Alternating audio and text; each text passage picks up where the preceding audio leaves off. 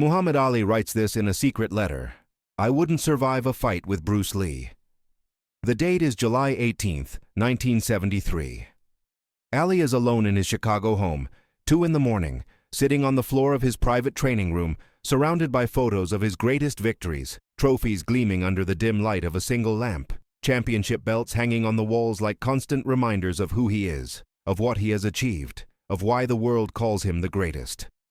But tonight, those reminders feel like accusations, like silent witnesses to a truth he is about to write down, a truth that contradicts every word he has said publicly over the last 10 years. Ali picks up a spiral notebook, one of those cheap ones you buy in any store. Nothing special, nothing ceremonial, just paper and blue lines. He opens to a blank page, holds a black Bic pen, the same one he uses to sign autographs, and begins to write with uneven handwriting because his hand trembles slightly, not from fear but from something deeper, the visceral discomfort of facing a truth he has been avoiding for months. It all started in a way Ali never expected. It wasn't a planned encounter, it wasn't a press conference, it wasn't a promotional event. It was completely accidental, completely casual, completely private. Los Angeles, February 1973. Ali is in California for meetings with promoters, talking about future fights, negotiating contracts, doing what champions do between bouts. One free afternoon, Ali decides to go for a run, something simple, just to keep the cardio up, burn off nervous energy. He runs along Mulholland Drive, the hills above Los Angeles, the fresh air, the spectacular view, the road winding between millionaires' houses. 3 miles into his run, Ali sees someone else running in the opposite direction, coming down the hill while Ali climbs up. As they get closer, Ali recognizes the figure, Bruce Lee.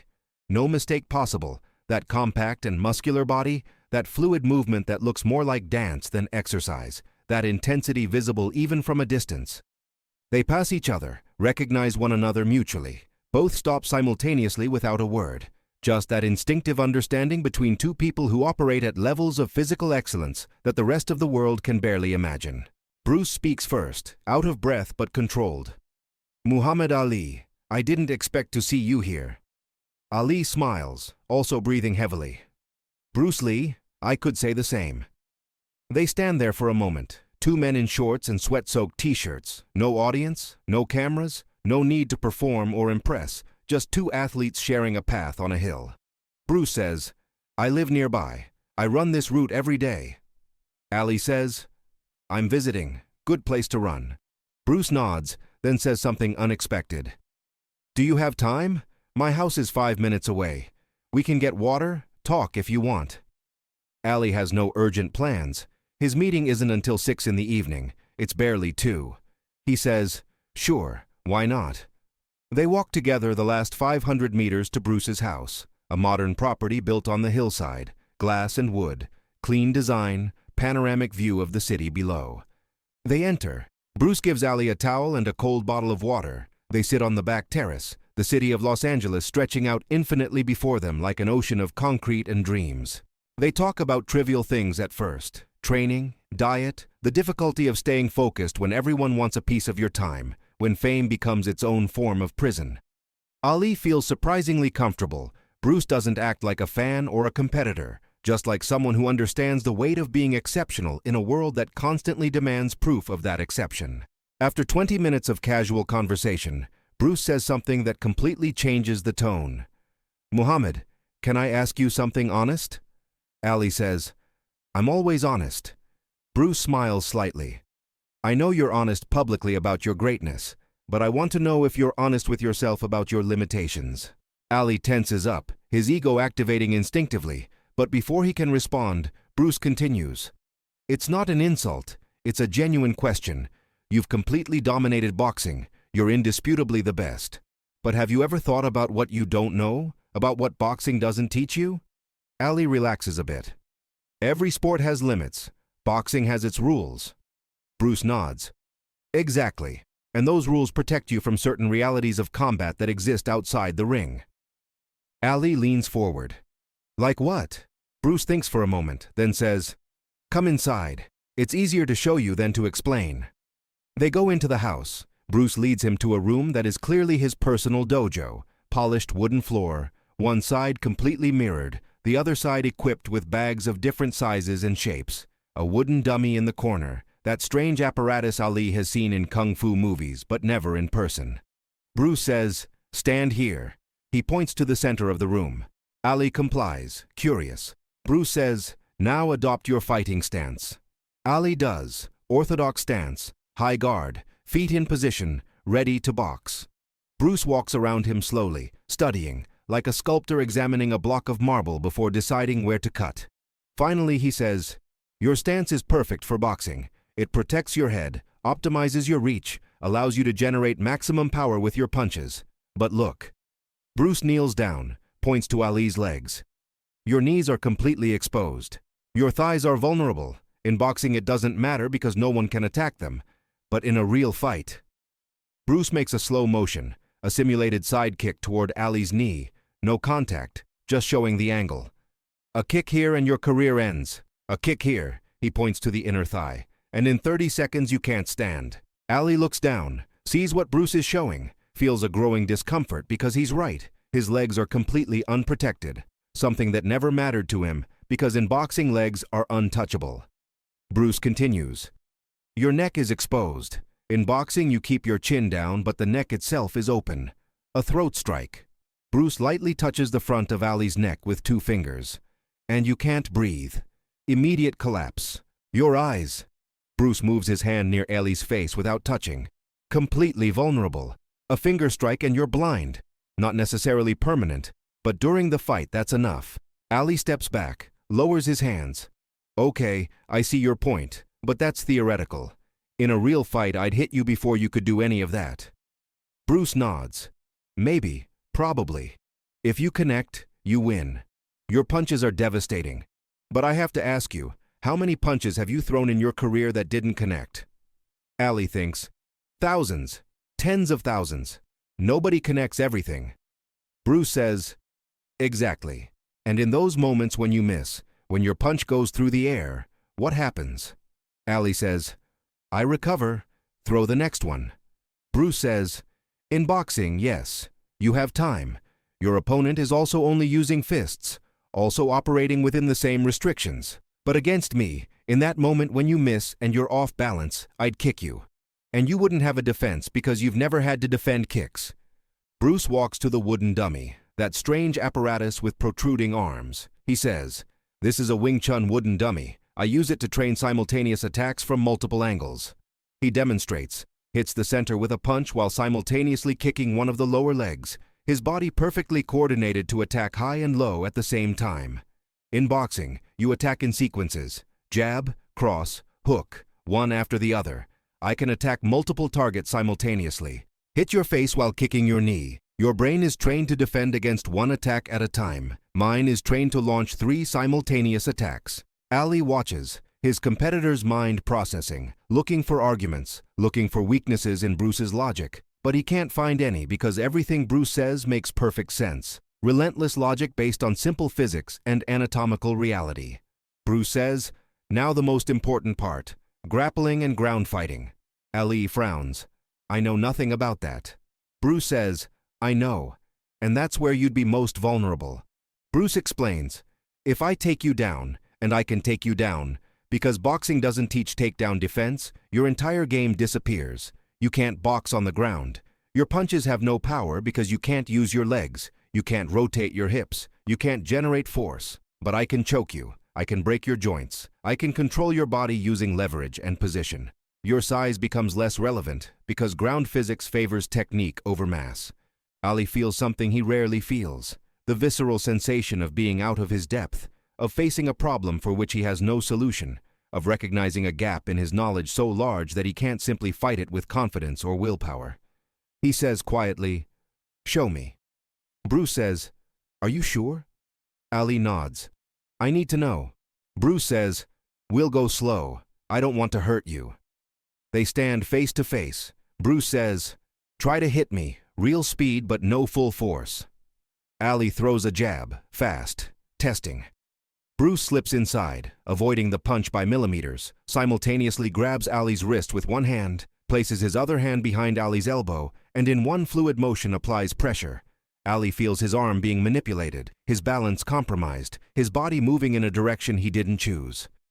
Bruce gently guides him to the ground, controls the descent so Ali doesn't get hurt, and in 3 seconds, Ali is on his back with Bruce controlling his arm in a joint lock that, if Bruce applied pressure, would break Ali's elbow. Bruce releases immediately, helps Ali up. Ali is in silent shock, processing what just happened, how fast it happened, how helpless he felt. Bruce says softly, "That's just one technique out of hundreds. Leg takedowns, sweeps, throws, chokes, joint locks. A complete arsenal that boxing doesn't address because boxing doesn't need to, but real combat does." They sit back on the terrace, the sun now lower, the air cooling. Ali is unusually quiet, his usual chatter silenced by deep reflection. Finally, he says, "If we fought for real, no rules, what would happen?" Bruce considers carefully before answering. "Honestly, Mohammed, in a boxing ring you'd destroy me in 2 rounds, probably less. I'm too small, I don't have the mass, your punches would kill me, your reach would keep me out of range. But in a no-rules fight, on the street or in an open space, I think I'd win. Not because I'm a better fighter in some absolute sense, but because I have tools you don't have and don't know how to defend. I can attack targets you can't attack. I can fight in ranges where you can't fight. It's not fair to compare us because we've trained for completely different games." Ali absorbs this, then says something that surprises Bruce. "Teach me." Bruce blinks. "What?" Ali says, "Teach me." "Not everything, I don't have time for that. I have upcoming fights, commitments. But teach me the basics. How to defend low kicks, how to avoid being taken down, how to at least not be completely defenseless if something happens outside the ring." Over the next 6 weeks, every time Oli is in Los Angeles, which is frequent due to his business commitments, he spends 2 or 3 hours with Bruce. They don't train intensely, just Bruce showing, Oli learning, expanding his understanding of what it means to fight beyond the restrictions of boxing. Bruce teaches Ali how to check low kicks, how to widen his stance to be more stable against takedowns, how to instinctively protect his neck, how to maintain awareness of multiple simultaneous threats. Ali never becomes good at these things. He doesn't have the time or the flexibility. His body is too specialized for boxing, decades of neural conditioning that can't be rewritten in weeks. But he learns enough to understand the gap, to recognize how truly vulnerable he is outside his element, to respect the depth of knowledge Bruce possesses. One afternoon, their last session before Ali flies to Miami for training camp, they're sitting outside, drinking iced tea, and Ali says something that's been brewing in his mind for weeks. "I couldn't beat you. In a real fight, no rules, I wouldn't have a chance." Bruce says softly, "Don't say that publicly." Ali laughs without humor. "I never would. It would destroy everything I've built. People expect me to be invincible, to be the greatest at everything, not just boxing. But between us, in private, I can admit the truth." Bruce says, "The truth is that we're both great at what we do. You've perfected an art. I've studied many. That doesn't make you less. It just means we've walked different paths." Ali shakes his head. "It's more than that. It means I've lived in a bubble, thinking boxing is fighting, that being the boxing champion means being the best fighter. But it's not true. Boxing is a game. A beautiful game. A game I love. But still a game. What you do is more real." That conversation haunts Ali for months. It doesn't affect his confidence in the ring. He still dominates his boxing fights, still proclaims his greatness, still wins. But something has changed inside him. An awareness of limitations he never had before. A secret humility that contrasts with his public arrogance. That's why now, July 1973, 2 in the morning, Ali is sitting on the floor of his training room writing this letter.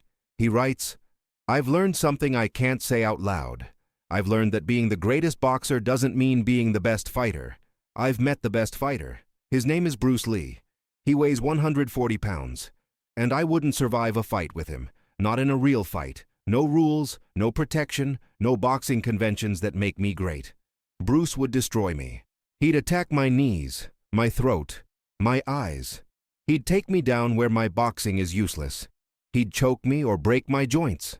And the worst part is that I have to pretend publicly that this isn't true because my image, my legacy, my economic value depend on being seen as invincible."